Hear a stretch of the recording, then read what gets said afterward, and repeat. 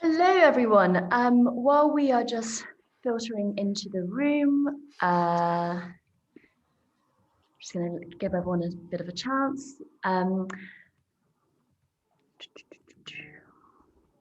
think we're meant to do small talk at this point, but Rana, Yuan, we did our small talk already, so that's a Well, problem. we could have some more small talk as well. It's a rather rainy morning here in Oxford, and these days, whether it's in any part of the world, when rain appears, you have to be slightly more nervous than you would have even a few months ago, I think. Yeah, well, actually, the Spectator's been flooded this week. Oh no! Yeah, the basement has all it's been filled up with water in the last few days. What's the weather like in Beijing, Yuan? We've also been, we haven't yet been flooded, but there have been a lot of weather alerts and lots of school closures over the last month. It's been an unnaturally wet month, and which makes me think of London. Whenever it rains, I feel a bit homesick. Oh, when was the last time you were in the UK? In 2 years ago, actually, almost exactly 2 years ago. Oh my gosh. Is it right that at the moment, and I think I've been hearing about this from students and others, that those foreigners, Westerners who get into China, it is at least 3 weeks quarantine and possibly an extra week to be in Beijing specifically? Yes, now in Beijing, it's 2 weeks centralized quarantine and 1 week at home quarantine if you're coming in from abroad. But the bigger issue is that for the longest time, foreign journalists weren't allowed to leave and come back very easily. Now, as of a couple of months ago, we can. So I think some colleagues are going to test this out and see whether we can get back in after leaving China. But it's been so difficult to guarantee your entry into China that lots of people have just stayed put, like myself, over the last 2 years. Yeah, it's awful. I mean, the last time I was in China was in 2019 as well, and I don't know when the next time will be. Same here. Yeah. Right. I see we've got 35 people in the room, which is great. Hello, welcome everyone. I'm going to get started, and then if people join during, that's fine. This I hear is the inaugural PPE Alumni Society event, which is very exciting. I'm very excited to be hosting it and to be with two excellent guests as well. Some introductions. My name is Cindy Yu. I'm the broadcast editor of The Spectator, where I also host our fortnightly Chinese Whispers podcast about China. So that's a plug in there. And I'm also joined today by Yuan Yang, who is the Deputy Beijing Bureau Chief for the Financial Times, joining us from Beijing right now, and Rana Mitter, the historian of China, who is at Oxford University, formerly head of the China Center there. And Rana, you've written so many books. I mean, I'll plug the latest one, which is China's Good War, but I'm sure you've got another one in the works very shortly. So today we're going to be talking about perceptions of China. So I'm sure people who are joining this conference will have an interest in China and know a lot about Chinese policies and macroeconomics and all sorts of very serious stuff. But what we want to talk about today is the perception of the country and how that's changed and what it's molded by, and the pitfalls and the accuracies that come with that. And obviously the last year has been a pretty pivotal year in molding those perceptions and how they've changed. So what we'll do is we'll start with some questions from myself to Rana and to Yuan, and then we'll move on to audience questions. And I think you can just, it's a Zoom call, so just messaging your questions or raise your hand. We've got brilliant tech people behind the scenes who can then filter those through. And so we'll try to, I won't do too many of my own questions, so get around to as many of yours as possible. So Rana and Yuan, to start with, I wonder if I can get you both to just reflect on how the perceptions of China you think have changed over the last year, and specifically since the pandemic, and what they were like before, what they're like now, and why you think changes have happened or perhaps haven't happened. And Rana, since I gave you forward notice of this one, maybe you can go first. And give I'd be happy to do that, Cindy. It's great to be here. And by the way, the one part of my identity you did not mention, but it's highly relevant, is of course PPE tutor, and that's always one of the great pleasures, of course, to teach at Oxford. Oh yes, I should say yes. Both Yuan and myself are PPE graduates as well, so that's our relevant. Well, I think you both carefully avoided taking my course. I won't take, won't do anything personal from that. That's one other thing actually, just before we start, and we should have cleared this before, Cindy. Are we sort of, is this going to be a public discussion later, or is this sort of within the group? You know what? I actually do not know. Maybe Julia or Alex hiding behind the scenes can tell us whether or not it's Chatham House rules. I think we'll keep this public. Okay, no problem at all. I assume that was the case, actually. I've got no, to be honest, I'm not sure I'd say anything that was very different anyway, but I think since we have so many distinguished journalists in the Zoom, so to speak, it will be good just to be clear what the basis of that is. Having said that, I'm going to say exactly what I was going to say anyway, which is this. I'm going to just give my initial response to your question about how things have changed in terms of perceptions in the last year or so, Cindy, in two parts. The first part is oriented on the UK, because I think a lot of those who are joining us today, certainly some of the names I recognise, are based here in Britain and in the West more generally. But I do want to just put a note in at the end about the wider global perceptions, which I think may be a bit different in certain ways. And Yuan, I'm sure, will have her own views on that. On the first part, in a sense, I think it's fair to say that the atmosphere was already becoming quite chilly between the West and China through much of the last 4 or 5 years. Some people have associated that, not least some people in China, have associated that with the rise of Donald Trump and his presidency. For those who've forgotten, he was actually president of the United States for four years, even though with the ending of his Twitter account, it seems he's much less present in public life in general. But I think in a sense, his hostility towards China, and I think hostility is the right word, was a symptom rather than a cause. I do remember having conversations, I won't name names, but with people who certainly I think would have been significant in a Democratic Party administration in 2017 under what would have been President Hillary Clinton. And actually, even then, they were getting increasingly concerned by what they saw as the emergence of China in the international system in a way which didn't seem, as far as they could see, to be adaptation to a liberal system, as opposed to actually wanting to keep very much to a whole variety of quite, as they would see it, hardline positions on everything from territorial and maritime issues to a complete refusal to have any sort of meaningful dialogue on what's now, I think, generally become known as values issues, which includes human rights, but doesn't just include those. So I'm not sure that the Trump administration was necessarily on China things entirely distinctive compared to what else might have happened, but it did mark, I think, that clear freezing of the relationship between the two sides, which we see a lot of now with the Biden administration that's come in since January of this year. I think that the UK's responses in particular have in some ways echoed those changes, while in other ways, I think, probably being a little bit more keen to try and soften the edges, largely because, while the UK is still a significant international actor, everything from permanent 5 seat at the United Nations to being a major superpower for higher education, as I'd like to point out, and 100,000 plus Chinese students studying in the UK every year, and also an innovator in science and tech in ways that both China and the Western world are very interested in. Despite all of those, obviously it's relatively more vulnerable position as a large open economy recently left its major trading bloc in the EU, looking for new opportunities, means that it hasn't been, I think, as strident as the US, but many of the same attitudes are there. And the way I'd summarize that is to say that if the relationship probably of all liberal democracies towards China has been trying to find the way in which a triangle of security issues, economic issues, and values issues can be triangulated, and that is not a triangle with equal sides. Perhaps under Prime Minister Cameron in the UK, 5 or 6 years ago, the economics part was really the very long part of the triangle. The other two were perhaps more shrunken. Now we have a situation in which perhaps they're relatively more even. The voices about the value side, Xinjiang, Hong Kong, and so forth, have become much louder than they were. The economic side hasn't gone away. And if you talk to anyone involved in banking, or indeed saw Chancellor Rishi Sunak's statement just a few weeks ago about the need to continue to have that financial dialogue, that's still there as well. But the security issues have also really ramped up, Huawei in telecommunications, the sending of a carrier to the South China Sea. Those are important parts of that, and that has shifted. So you think maybe about that sort of triangle changing shape in front of us. A final thought about the wider world. I would say that everything I've said is probably broadly true for what we might call the global North America, Western Europe, Australia, Japan. I think that the story I've talked about is perhaps less universally true in the global South. I don't think, to be frank, there's a huge outpouring of affection for China around the world.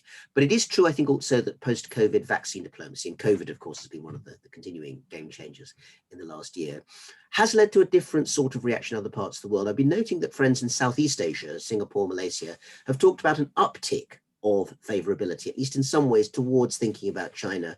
The Sinopharm, Sinovac vaccines have their own problems, we all know that, but they have been quite significant nonetheless in rolling out protection in various parts of the world despite their problems.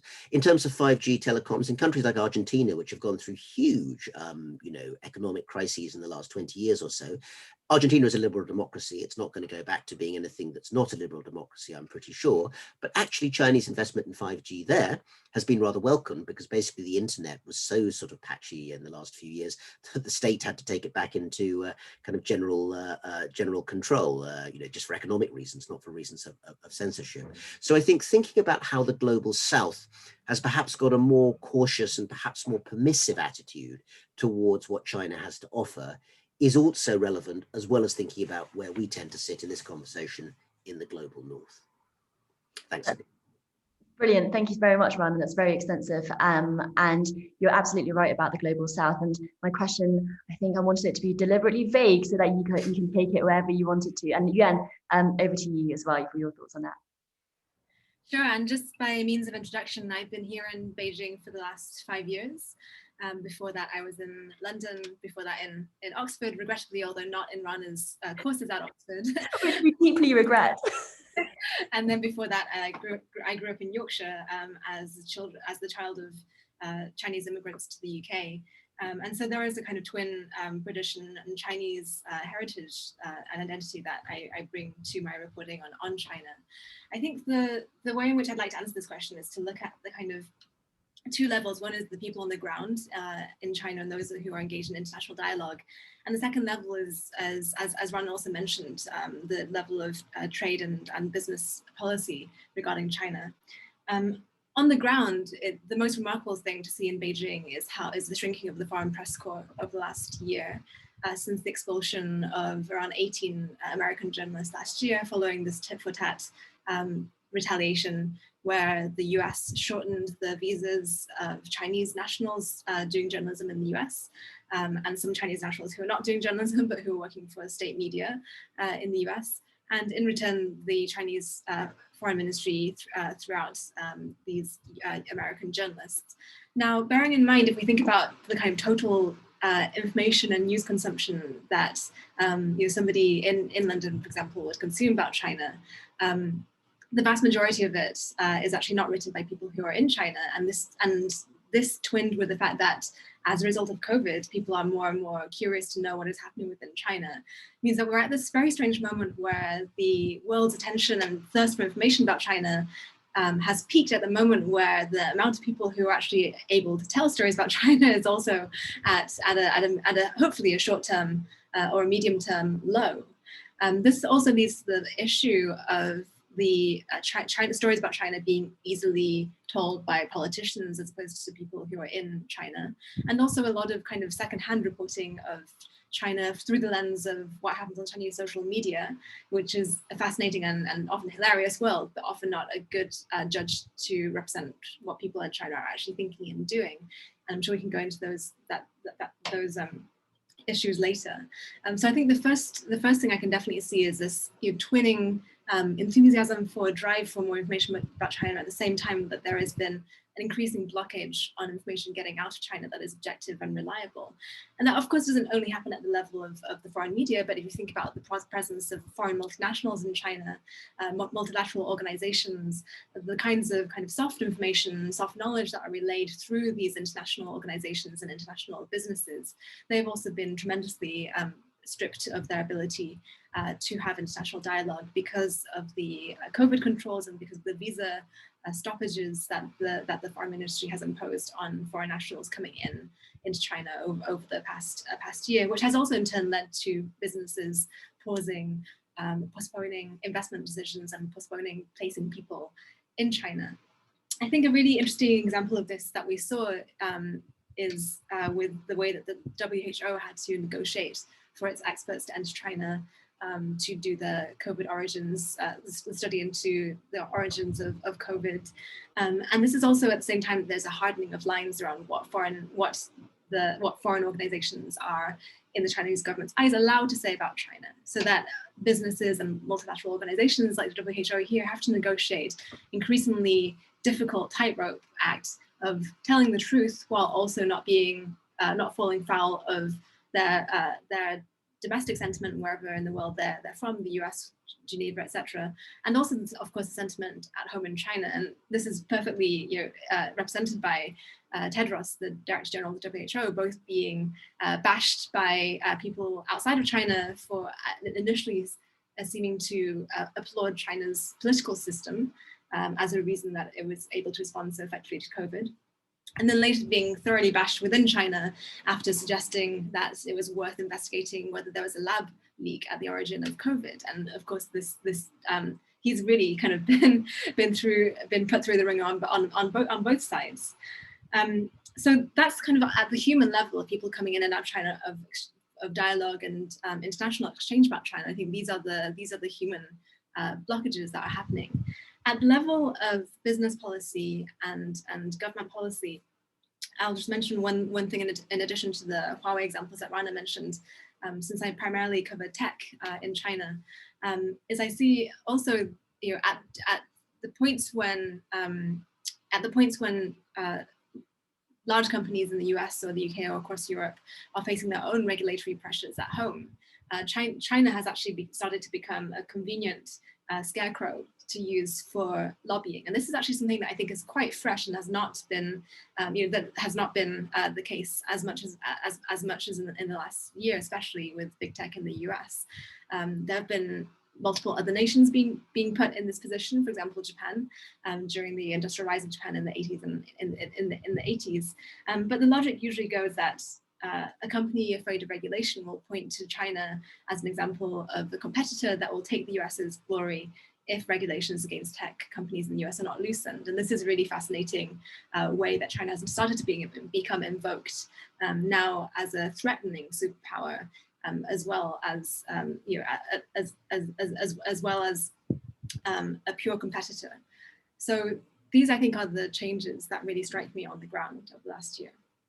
That's really interesting, Yuan, and that's certainly something I've heard about in terms of the social media sphere, where Facebook is saying to regulators, if you regulate us, it's not going to be some nice Dutch social media company that's going to take our place. It's going to be TikTok and the like. So that's really interesting. And your description of being run over by both sides, I think, is just the state of being for people in the China world these days. I don't know if Rana would agree, but it certainly strikes true with me. Just a reminder for audience members to send in your questions throughout our discussion, so that once I've run out of questions, we can go to yours. But also you can raise your hand, you can ask a question as well, but please make sure it's a question, not a comment. But yeah, do start sending those through. Thank you so much. Yuan, I wonder if I can just on that stick with you for a minute, which is to talk about the role of foreign journalists in China, and indeed the role of journalists reporting on China abroad as well. Obviously, we got the floods in Henan, and over the weekend we had not Die Welt, Deutsche Welle journalist who was accosted essentially on the streets for biased reporting of China. How do you negotiate that? I mean, partly as a foreign journalist in China working for the FT, do you get antagonism on that front? And also, I'm always fascinated about your role as a Chinese ethnic person. Do you feel like you get treated differently to the white journalists you work with? This is a very big and very interesting topic. All the questions you just raised, Cindy. Firstly, in terms of my own experience of reporting in China, I can definitely say that on social media, for people who don't know foreign journalists and who may have likely never interacted with us, given that there are only a few hundred of us in a country of 1.4 billion, the odds are people on social media who are talking about foreign media have never read a full foreign media report. Foreign media is comprehensively blocked and censored in China, and this leads to kind of an inverse of the social media effect you get in the UK, for example, where a lot of news from China is imported through selective social media posts that go viral, And similarly in China, a lot of news about foreign reporting in China is also in the same kind of selective frame. I do see a real difference between what people on social media say, and there has been an increasing kind of ultra-nationalist rise on social media in China, on Weibo, for example, over the last year since COVID, and also what people say to me in person when I do interviews. By and large, traveling around China, particularly in the provinces, particularly in rural regions, people are very curious to meet journalists. There's not many journalists per capita in a country of people where less than a quarter went to university. And people are generally very keen to have their stories heard and often want to tell you about the different experiences they've had, to teach you something about China, or even sometimes to let off steam, because often it's not possible to talk about local injustices to anybody safely apart from speaking to a journalist. And there used to be the saying in the 90s that knowing a journalist was as good as having a lawyer in terms of solving local government disputes. And I think often when I go to rural China, that same spirit is still carried out very in full flesh when people approach me with ranges of issues, most of which I cannot actually help with, but journalists are seen as a kind of like multi-tool for professional wandering around China. I think the increasing antagonism on social media comes from a few different sources, and one is the kind of growing nationalism, which has gotten to such a level in China that even the quite nationalist tabloid, the Global Times, edited by Hu Xijin, has also been desperately attacked over the last few months. And a lot of Global Times journalists have been personally harassed and personally threatened on social media for doing things such as criticizing the certain government accounts portrayal of India's COVID crisis and showing what they argued to be not enough sympathy for India's COVID crisis. These kinds of throwaway comments by Global Times editors have led to a huge harassment campaign against them that seems to be appears to be grassroots in nature, but also has a lot of roots in the official sloganizing and propaganda lines that are coming out, I think, from the foreign ministry and from government mouthpieces on Weibo. It's really important to emphasize here that when it comes to government as vast and sprawling as China's, and with multiple party organs, with multiple departments, there are thousands of people who can tweet or write on Weibo inverted commas on behalf of the Chinese government, and there is no unified line there's no group agreement of what is posted on social media. And much like Donald Trump's account, you can often find posts being made inflaming nationalism and then sometimes later retracted or changed when the author realizes that they've gone too far. However, I do worry that this is a one-way track, that the spurring of nationalism in China is convenient politically to get people to look at external enemies rather than internal problems. But it's not something that's very easily walked back from. And this leads us to the harassment of journalists who were reporting on the floods in Henan. And so for those of you who don't know, there were huge flash floods in Henan, the central province in China over the last week. A lot of people were caught unprepared. A lot of public infrastructure was not ready to deal with this challenge, the growing challenge that climate change poses around the world, and also to central China. And there were many human casualties which are still being counted.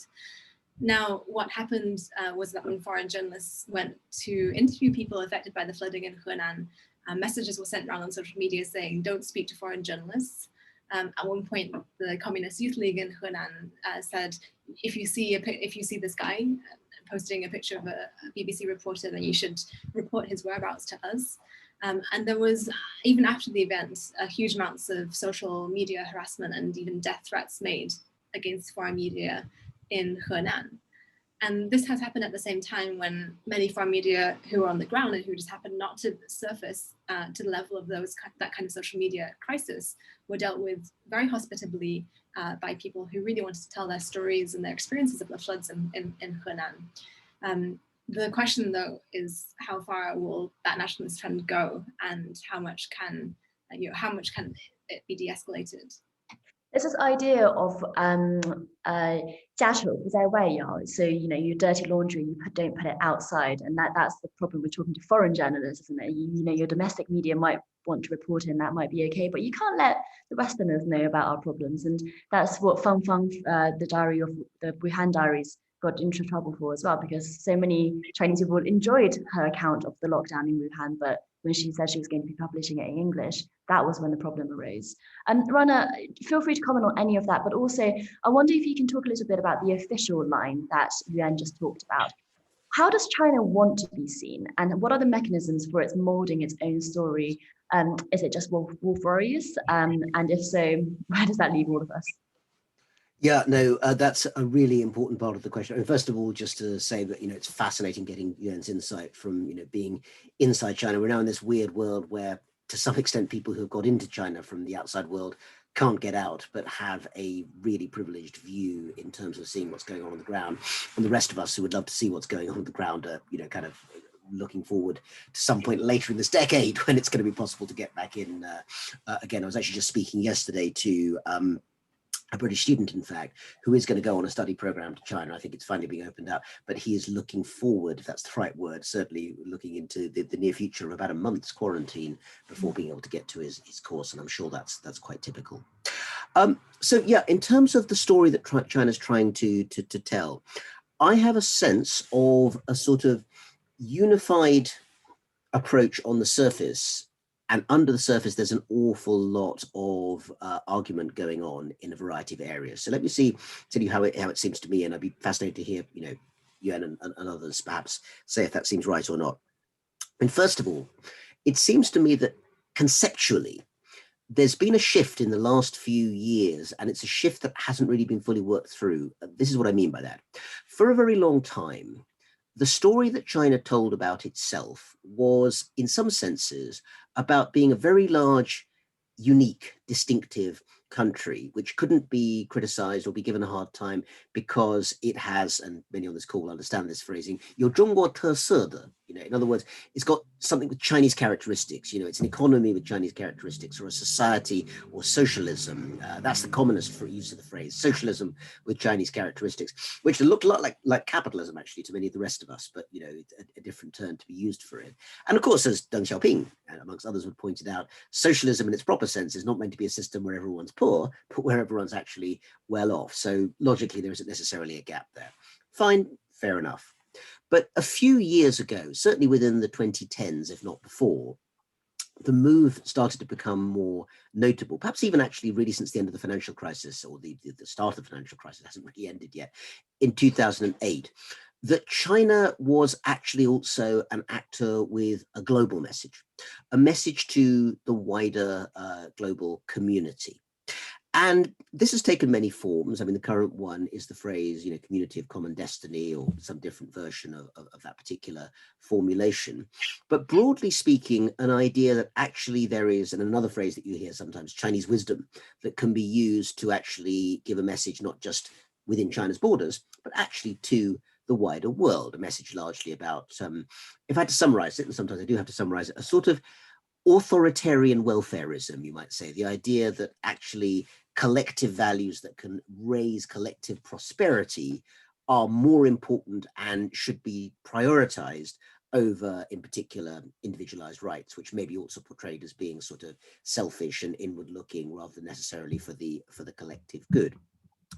The problem is that it seems to me that there hasn't yet been a proper synthesis, to use a good Marxist term, which I think China's theorists will be quite keen on that front, between the ideas of saying China is a very distinctive society, it may cover a quarter of humanity, but at the same time, what we do here is so special and unique that you can't really expect the rest of the world either to understand it or to have any right to criticize it. But also to say that China is now a global actor that actually has influence and should have influence, has a moral right to have influence all around the world. Because essentially what that ends up being is saying, we want you to basically say wonderful things about China when we do good things in the world, like rolling out vaccines, or about, you know, finding methods to use the Belt and Road Initiative to reduce poverty. And by the way, I say both of those things, I think broadly have actually in some ways worked quite successfully, but then not to talk about internal human rights issues, abuses in Xinjiang, Hong Kong, whatever it might be, or beyond that, questions of militarization of the South China Sea or other, very clearly global issues which China doesn't want to take up. And that position, I think, is going to be unsustainable over the longer period. In the same way, an example I sometimes use, when the United States in the early Cold War period, the 50s and 60s, wanted to talk about itself as a beacon to the world, people said, yeah, there's a whole bunch of millions of people of African-American descent. That expression wouldn't have been used at the time, but that was what was meant. The African-American population who are legally discriminated against within the US. How can you have this going on and talk about being a beacon of democracy to the world? And for 20 years or more, the American answer was, the white American answer was, none of your business to the rest of the world, until clearly both internal pressures and external pressures, not least from Mao inviting various of the Black Panthers to Beijing, amongst other things, meant that America actually had to reform its domestic situation to be able to come up with a relatively consistent international message. And I think China's in the early phases of exactly that process at the moment. So the last sort of thought I'd add to that storytelling thing is that you can see under the surface that one other thing that's going on, and this actually relates really closely to what Yuan was talking about in terms of journalism, is that many of the aspects of China's kind of thinking processes, and I'm thinking here of academics, think tanks, and so forth, which are not unrelated to journalism, are really being hemmed in various ways. And the reasons that we can see this is that prominent academics, even in the Chinese context, are making some sort of firm, if somewhat tactful, statements that things like having to report to your department party secretary in the university each time you want to book a Zoom with a foreigner, if you want to talk about some academic issue on political science or sociology or whatever, actually isn't a very effective way of China genuinely internationalizing its wider higher education proposition. China talks often about wanting to be a global power in terms of knowledge production, but a global power that basically has to make everyone go through a series of hoops before it can even talk to anyone with a foreign passport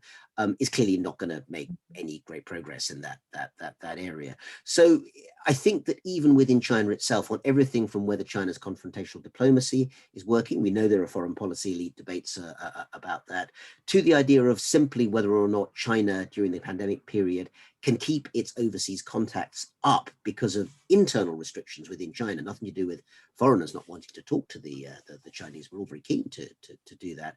These are questions that bubble up over the surface and suggest a real debate, a real tension about how sustainable China's broader engagement with the wide outside world is going to be. It's very interesting. Obviously, China's moving from that backstage to the front stage. And now, as a global superpower, it's got different responsibilities, different expectations on it. But China doesn't seem to have understood that yet. Yuan, how much is our changing perception of China accurate? How much is it down to different things that China is doing in the last, I guess, some people point to Xi Jinping coming into power, for example, more assertive foreign policy, human rights abuses within China's borders, getting to a unimaginable level in Xinjiang and other places. How much of it is legitimate concern about China, and how much of it do you think is misplaced or perhaps outdated? I think there's definitely a time lag with these concerns. I think the biggest kind of watershed moments were in 2015, the start of the current suppression of civil society, and before that, the waves of suppression of Chinese journalism, including investigative journalism in China. And that, of course, has changed the landscape for what news we know about China from the Chinese press itself. And secondly, of course, the start of the crackdown in Xinjiang around the same time, in the middle part of Xi's rule here. So I think those are two very important moments that have come a long time before the last year, that we're now starting to really have conversations about. And of course, I would also add to that the protests in Hong Kong and the backlash against them and the national security law from last year. I think perhaps with Hong Kong is probably the time at which international opinion has kind of kept step with actual developments on the ground. I think with the other cases in China, there's been quite a long timeline between them happening and people waking up to them. There's also kind of inverse effect of people worrying about things that aren't actually happening in China. Well, there was a question I got in the Q&A about social credit which is a really fascinating system, still very nascent system. But I think an example of what I might call perceived techno-utopianism when people look at China is that, of course, China is in many ways developed tech giants and become a country that has a claim to being a tech superpower over the last decade, almost out of nothing. However, the Chinese government's very ambitious plans for technological systems are being taken as reality by over-optimistic, maybe over-paranoid on-watchers. And I think the social credit system, which is still very nascent in its development, and there are many interesting features of how it will affect companies and company registration to come. I think the foreign discourse on social media has kind of jumped the shark for the actual development of that system. So we see these two things coming in different directions. Things happening in China that the foreign community should be paying attention to, but seeing it too late, and things not happening that people are actually paying too much attention to versus the prior things. I'd also want to add on what Rana said about kind of the stage at which China is now trying to develop China's story. Of China exceptionalism, we might call it, to the world. It's often been debated whether this is an offensive or a defensive strategy, and I think this is at the heart of trying to understand China's foreign policy. I've been preparing to write a book. I'm actually currently on book leave from the FT, which is looking at the idea of the China dream of social mobility. And the Chinese dream is also one of these slogans that was created under Xi's attempt to also create a unique Chinese narrative. I think in a lot of these cases of shared, creating a future of common humanity, creating a Chinese dream, I do see them still as very defensive postures against the idea that other countries like the US have a better sell for themselves. There's a better narrative around what the US stands for, and that China therefore needs to also create its own legitimacy by creating a counter narrative. It's often defined kind of very firmly in contrast to the US narratives, which also in a way kind of put China back at the starting point by defining itself always kind of in contrast to the ruling superpower of the day. I think what the difficulty that China will come up to face is that, as Rana mentioned, a lot of the technological exports, a lot of China's ambitions of providing infrastructure and becoming economically coupled with the rest of the world lead naturally to questions about transparency and to the ability to get information out of businesses and government policies within China. If you are getting a company like Huawei to build your 5G infrastructure, you want to understand how that company is being run at headquarters. If you are trying to, sign a Chinese contract with a supplier along the Belt and Road, you want to understand how, for example, how the debts will be structured and whether you will be able to bring up any claims in a court that you can trust, or with an arbiter that you can trust. And so these kinds of questions of transparency and trust will become more and more important, given that China's taken the route of wanting to become a high-tech manufacturing superpower with intimate economic linkages with the rest of the world. Thank you, Yuan. And let's go to our first audience question, which is, while we're on the topic of Hong Kong briefly, Rana, maybe you can answer this one, which is just how has the pandemic, this is a question from Natcha, how has the pandemic affected the trajectory of Beijing's relations with Hong Kong? And does it mean anything significant for 2047, which of course some Hong Kong protesters were already saying was last year was 2047, and they didn't realize it would come so soon? Yeah, well, I think that as with some other things that we've been discussing, the direction of travel may have already been set even before the pandemic came along, but the pandemic has certainly accelerated what has happened at its most basic. And again, it feels almost like a lifetime ago to think back to late 2019, early 2020. But the first shutdown, partial, but nonetheless, of public activities in Hong Kong, as in the rest of the world, because of the emergence of COVID in China and then Greater East Asia, first of all, obviously provided a very quick and easy means for the Hong Kong authorities, who I think it's now clear were in pretty much daily conversations with people in Beijing by that stage, to shut down demonstrations, for instance. Now, frankly, I think it's still very likely that even if that hadn't happened, harsher methods would have been implemented by the authorities, Carrie Lam and others, to clamp down on demonstrations anyway by that period, because it was clear that patience on the side of essentially Beijing, but transmitted through the voices of the Hong Kong authorities, was running quite thin. But COVID, of course, provided the perfect excuse, as of course it does now. I mean, you know, some of the issues such as the 1989 Tiananmen Square vigil being disallowed both last year and this year has been done technically on the grounds of COVID and the pandemic making it impossible, even though this year, as opposed to last year, there have been quite a lot of non-political public events allowed in Hong Kong, including various sports and other concert fixtures, as at least from what I've seen from outside coverage. So clearly COVID has been an effective excuse in that sense. However, I think that there is something also going on, and actually Yuan, I think, is going to have something really interesting, much more interesting than me to say about this, so I'll say it and then clear out of the way to let her give us the real detail.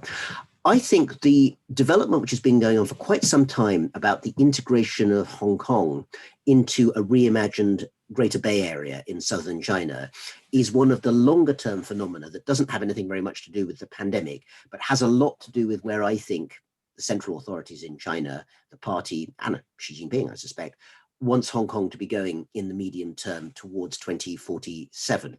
So to give an example, let me draw a sketch of what I suspect. I have had no intimate conversations with anyone who knows about this to say this, but I suspect that a scenario that looks a bit like this might be where China would like to see the Hong Kong situation in, let's say, I don't know, 10 years time, and certainly heading towards the 2040s eventually. So using a sort of combination of electronic tracking and also the ability to use the hukou system, the residence permit system, which still very much exists in mainland China, not in Hong Kong as such, but there you have, you know, local IDs, which could serve a similar purpose, to create that sort of political and actually legally somewhat autonomous ecology in South China, across the border between Hong Kong, Shenzhen, and with that broader area, including Foshan and even Guangzhou itself. Within that area, you then create a whole new legal and financial ecology in which Hong Kong becomes the really big pool of capital. It's deep already, it's going to become even deeper, I suspect, to fund tech innovation. This is one of the things that seems to be behind trying to discourage or kind of stop companies like Didi Chuxia and others from doing IPOs in New York. They don't want them done in New York. They want them done, I think, within the Greater China area, and Hong Kong provides a good atmosphere for that. Clamping down on the political freedoms that we've seen, that will continue even further. That's very clear from the changes that are being put forward, from everything from elections to what media can report. But in terms of commercial law, there are huge numbers of opportunities being opened up. I think the people who are really going to win out, and there are significant numbers of them, are young professionals who study law and or finance, or preferably both, and who speak fluent English, decent enough Putonghua, and are native Cantonese speakers, and can basically operate in that space in the new commercial and legal systems that are being implemented there in the Greater Bay Area. And what I think it'll end up with being is that Hong Kong itself, as now, will be a place that is still distinct from the mainland. You don't have, I think that the statement that everything has disappeared in Hong Kong from the one country, two systems is not quite accurate in a variety of ways, but there's no doubt it's heavily more constrained than it was before.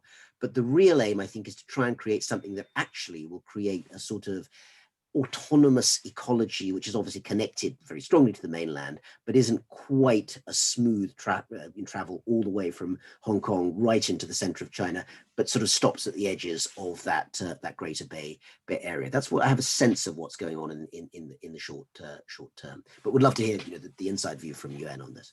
Yuan? Well, yeah, I just have one thing to add on that thought, which is that it's true, as Rana has said, there has been concerted government effort to create a viable industrial cluster, let's say, in the Greater Bay Area, meaning Hong Kong and across the sea from Hong Kong, Shenzhen, and the cities around Shenzhen in the Pearl River Delta, which are already an electronics assembly and manufacturing powerhouse on the mainland, twinned with the financial power of Hong Kong itself. And there was a time when the question was, how much what is the direction of flow of institutions? Will the rest of the Greater Bay Area take on some of the character of the liberal institutions of Hong Kong, or will it go in the other direction? And there was a time in 2018 and 19 at least, when if you purchased a SIM card in Hong Kong and in some parts of the Greater Bay Area, you could get VPN-free access, uncensored access to the global internet, and these are called Greater Bay Area deals, which were kind of obviously a godsend for any journalist who could get their hands on one of these SIM cards.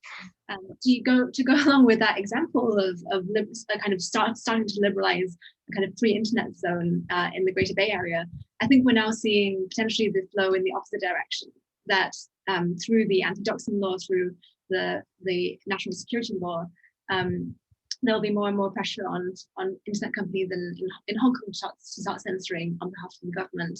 And then the next step from there is for the central government to set up its own cyberspace agency in Hong Kong to actually censor the internet in Hong Kong. And rather than importing free internet from Hong Kong into the mainland, we're seeing the opposite, that the mainland institutions of censorship will start to be applied to Hong Kong itself. So that's just one example of this tussle, of this balance between how much we take from Hong Kong, how much Hong Kong takes from the mainland. And I also wanted to share one anecdote from speaking to officials who deal with Hong Kong issues on the mainland. For whatever reason, and potentially as a result of its Marxist ideological origins, potentially just as a result of a country that's gotten rich very quickly and lifted many out of poverty in a very short amount of time. I think the Chinese government, the ideology of many Chinese officials is very materialistic. It's this inability to comprehend why young Hong Kong people would not want to move to the mainland or want to ally themselves with the mainland, given the economic prosperity that's happening across the border in Shenzhen, and the boom that is happening, where if you're 25 and you work for 10 cents, you can earn a huge amount of money compared to the prospects of a 25-year-old, especially a 25-year-old without a foot on the property ladder in Hong Kong, who has to pay exorbitant rents in order to live and survive in the city. I think what the party often cannot understand and cannot deal with is young people in leaderless movements who are driven by their own passion, driven by their own ideology. And I think that has led to a huge amount of miscalculation and misunderstanding from mainland authorities towards what is happening in Hong Kong. Or indeed a 25-year-old journalist. And let's move on to another audience question, which is from Kevin, who asks, why shouldn't diversity and equality that we apply within countries of pluralism also apply to international affairs? So in the sense that why should the West not allow China leadership in certain tech areas? And Kevin, if I may just add to your question a little bit more as well, is Rana, using your historian's hat on, do you think that the current West, the liberal West, is ever going to be able to accept a China which is ideologically different, but on a more equal footing in geopolitics, in tech, and the other areas, without some kind of repeat of World War I or something like that? If you can have any pearls of wisdoms for us on that sense, on that coexistence, on that pluralism on the global stage. I think that the difficulty comes in the fact, and if I go back to what I said previously about what's new about the current global situation, it is China's own global aspirations that make this a question not just about China being tolerated, and I don't think we should be in the business of tolerating places. I think respect is important as well, and what China wants to do in terms of growing that global influence. Let me give you a sort of thought experiment, which I think perhaps explains what I mean more clearly. If you take a country like Myanmar, I mean, Myanmar is clearly a country right now which has a whole variety of internal human rights, abuses going on even before the military coup, but following that, it really has got extremely bad. Nonetheless, I don't think anyone would realistically argue that whatever you think of the human rights abuses inside Myanmar, that Myanmar is seeking to throw its weight around and change global governance in a whole variety of different ways.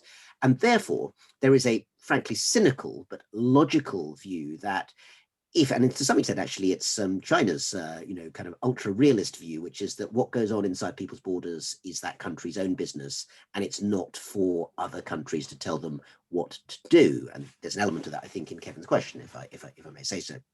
But the difference comes, and it comes perhaps in, the Party Congress speech in 2017, where China's global ambitions were articulated at the top level of leadership, perhaps for the first time explicitly, where if a country is saying that actually it has a global role, and that does involve intervention, not necessarily military intervention, but in terms of everything from ideology to economic roles and so forth in the wider world, then also it must expect reflection back in other directions. Now, I've just had a glance in the chat at Kevin's particular question. I don't think it's necessary to take overly, sort of literally statements like, the US and EU must always be in the lead on blah, blah, blah. Because after all, China makes these statements very frequently that it wants to be the leading, country in technology and in economic influence and so forth, as part of its, famous, what is it, the 综合国力, the comprehensive national power audits, which it sort of does. And they're always done, I think, quite secretly and then get leaked immediately afterwards so everyone can see them in terms of China's own aspirations. And I don't think it's unreasonable for China to make those aspirations, but it also means that therefore China can't consider it unreasonable that other actors have similar modes of being. I think that there is an important distinction to be made, and it's one that China itself is not very good at making at the moment, in terms of distinguishing between what China and its system does in terms of China's own presence in the world. And I think that realistically, the wider world has to accept, and that's what the United Nations is about, for instance, that countries will have different systems of governance and that they may or may not adapt to wider changing global trends that might have been towards liberalism 20 or 30 years ago at the end of the Cold War. Today, you could argue if there's a global trend, I'm afraid it's towards a more kind of populist authoritarianism. And I hope that we don't feel that majority trends in that direction means that all countries have to go in that direction. That will be equally illogical. But at the same time, I think it's clear that when there is a desire for China, or indeed the United States or any other country, to have a greater role in international governance, in international norms, in shaping how cyberspace, which we've just been talking about, is going to operate, well, actually, the rest of the world does have a stake in that particular question. And diversity does have to mean also the ability to tolerate alternative views. So I think one of the things that is absolutely fair to say is that a different Chinese view of how the world should be run is a perfectly legitimate and indeed in many ways very appropriate way for China to put its presence into the world. But China so far has not done a terribly good job at showing that it appreciates the same diversity when that's discussed elsewhere in terms of global governance. So I think it has to go both ways. Thank you, Rana. Yuan, if we can go back to my questions now. If sitting from where I am in London and in Westminster, and specifically in the Spectator offices, very close to Parliament, very close to the Conservative Party, it feels like perceptions of China have certainly hardened over the last year, to say the least.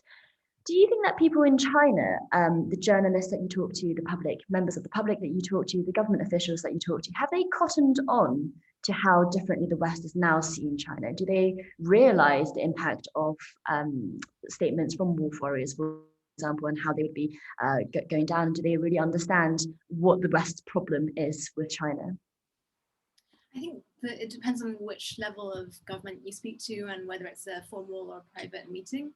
A lot of retired officials around my parents' age, so kind of in their 50s, maybe 60s, who saw the Deng Xiaoping era of reform and opening up, who lived through the kind of magnificent 80s. I hear it was apparently magnificent. I was not alive at the in China, who read a lot of what is now banned literature in the 80s and enjoyed the kind of outpouring of university culture, which was not present during the Cultural Revolution when universities were shut down.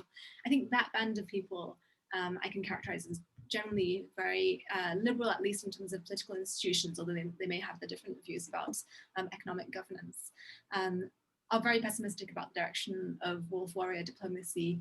I think they and they're also quite similar to another group that I would call the kind of maybe kind of Silicon Valley style entrepreneurs, like Zhang Yiming, the founder of ByteDance, the creator of TikTok, who's stepping back from his role as CEO, partly as a result of some political pressures here in China. There's a second kind of class of a much younger class of people in their 30s and 40s who kind of grew up with these dreams of creating the next Google or creating the next tech giant, and many of them have gone on to do so, create kind of world-winning companies, and are now having their ambitions reined in for some justifiable reasons as well as for a lot of political, ideological reasons. So I think there are certainly lots of groups in Chinese society who felt like they had the right to inherit a global China that was part of an international landscape, where they would be part of global discourse on an even level with other people. They would have similar international opportunities, and I think that those classes of people are being tremendously disappointed by the nationalist turn, the kind of inward turn in China right now. However, I do think that there is a kind of increasing kind of career advancement tendency within the foreign ministry to go big and go strong, and that be the kind of hallmark of your reign as a foreign diplomat. I think it'll be very interesting to see how the new ambassadors to the UK and the US handle their relations with the public. And a lot of people have said from knowing those from maybe in an optimistic way, or maybe with some level of reference to those new ambassadors' previous remarks, that potentially they'll be more, let's say, less social media trigger happy, slightly more reserved in their remarks as diplomats, which would be quite interesting to see if that does happen, or if there is an increasing turn towards what Beijing initially calls and now the rest of the world calls warrior diplomacy. Brilliant, thank you, Yuan. And we've got 5 minutes left, so I guess we'll just ask you guys each a final question, which is, what do you think are the biggest myths to bust about perceptions of China? Because we're all we all like to think that we're in a field of busting myths about China, and a lot of people think that they know China, but there's a lot of disparities in what people think they know and what the situation is like on the ground. And Yuan, you've already mentioned social credit, which is a bugbear of mine. Any more examples like that? Or on the other side, any examples of where the myth actually is true and the stereotypes are true that China is so and so? Anything like that? Rana, why don't you go first? Instruments for our audience to take away and think about the next time they read China Reporting, perhaps. Absolutely. Well, I think one of the myths that turns out to be true, at least in my experience a little while ago, is that Chongqing hot pot really is unbelievably deadly, and it will blow the inside of your mouth off. And I managed like one mouthful before I kind of wanted to die. So that definitely was true. I'm going to say something, and I think that will be a good last note on which to punt over to Yuan, because then she can tell me if I'm completely wrong or not. But when we are looking at the reporting on China in the Western world and in the UK, where I am particularly, it covers lots of things that are really important. It covers human rights abuses. It covers security issues. It covers territorial and maritime incursions. And these things should be reported. And it is not reasonable for China to say that they should not be reported. But, and there is a but coming, as you can imagine here, I find it that the discourse that is there, which needs to be put forward, this is not something that should be covered over in any way, doesn't seem to have the context of the China that I know best. And the China I know best, as you can be unsurprised to hear, is a sort of middle class China with people probably like people on many of the people who have been on this call, who actually spend their time thinking and worrying about the following sorts of things. The fact that mortgages are incredibly expensive, particularly in first tier cities. This thing about Chinese education. After schools companies suddenly being kind of cut out, and what that's going to do in terms of educating kids, how healthcare costs are going to be paid for. I remember a conversation with a friend, I won't say who it is, it's a private thing, but his child was really quite ill, and then there were worries about quite what the medical fees would be. And as I pointed out to him, fortunately Britain has socialist medicine where it's all free, unlike China. Obviously it's not literally true in quite the same way, but you see what I'm going for. Or the fact, this is something you and I have done. In fact, Cindy, I think the last email we had was me sending you some links to some YouTubes, to some Chinese TV programs. People who last year were shamefully not watching Qiu Chan, Autumn Cicada, this amazing spy thriller, complete CCP propaganda, but very entertaining, which actually was just the thing that millions of people sat down and watched every night in China. And that understanding that there is this sort of complex China where people watch TV and worry about mortgages and get up in the morning, and they're not necessarily thinking about the things that the West is thinking about on China, which doesn't make those things unimportant, but does give us a context in which to explain and try and have some sort of reasonable conversation in which we can simultaneously say we have good reason to want to object to X, Y, and Z, but we also understand where you're coming from. And both of those things seem to me to be important. So that's what I'd like to try and sort of bust. Yuan? I would agree with much of that, Ron. I think the problem of prioritization means that, and staffing, frankly, means that there are lots of China stories, inside China stories, like you just mentioned. What are the average concerns, of a housewife in Beijing trying to tutor their kid in an extraordinarily expensive high-end school? These are the kinds of stories I think there's a huge amount of appetite from our readers for. Every time that I've written these kinds of inside China stories, there is a lot of reader feedback, and often a lot of people kind of chiming with their own experiences of their life outside of China, with what's happening inside of China. At the level at which foreign media have to prioritize reporting it, there is of course a lot of, what did Liu He say at the last round of trade talks, and where is policy going with regarding tariffs and so on. I think the two myths I would really want to prioritize to bust are firstly that the Chinese Communist Party is not the people. This is a myth that is also promoted by the government itself in China, identifying itself with Chinese people, including very dangerously with Chinese people, people of Chinese origin around the world, no matter which countries they are now living in and where they have settled. And this is extremely dangerous. I think it's really important to understand as well that the vast number of people who join the Communist Party nowadays do so in high school or in university because it's expedient and because it's what everyone else is doing, and not necessarily out of a love of the quite conflicted and internal ideology of the party. So the first thing I would say is that the government is not the same as the people in China as with anywhere in the world. The government is a small fraction of the people governing the people.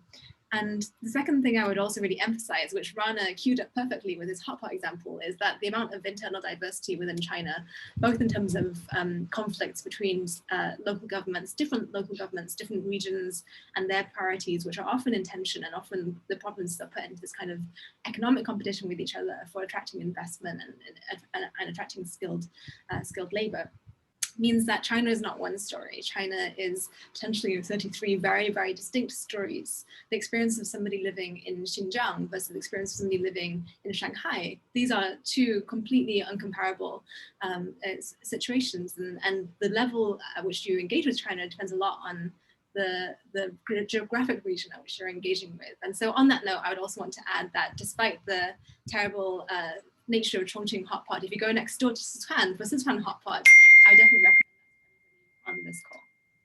That's brilliant. And we'll have to do another one of these episodes where we talk about various hot pot comparisons and so on. Rana and Yuan, thank you so much for joining the session. And to finish off, I'd just like to finish off with one thought, which is just that, China is bigger than Europe. It's a fifth of the world's population. Any story that you read about door welding or dog eating, or the positive stories even, chances are, it's not replicated across the entire country just because it's such a huge geographical mass with so many people and so many different sections. I see we've got one last question. Well, sorry, you're a bit late. But if you want to continue this discussion and keep up with what the PP Society is doing, I've been told you can go to oxfordppalumni.com to sign up, put your email in there. And I'm sorry, Zahal, we're gonna have to do your question next time. But so if you put your email in there, you'll get more of these events in future. They won't all be on China, I think. There's a link in the description. There's a Twitter account as well. And final plug, Rana's got great books, the latest of which is China's Good War. Yuan does very regular reporting from on the ground in China. You can go to the FT, although the paywall is very expensive. What is for free is my podcast, which is fortnightly and talking about a lot of these different non-political, non-geopolitical issues, talking about the color of what it's like to be Chinese. So that's Chinese Whispers. So thank you, everyone. We're a 3 minutes overrun, but thanks so much for joining, and I hope it was worth your hour.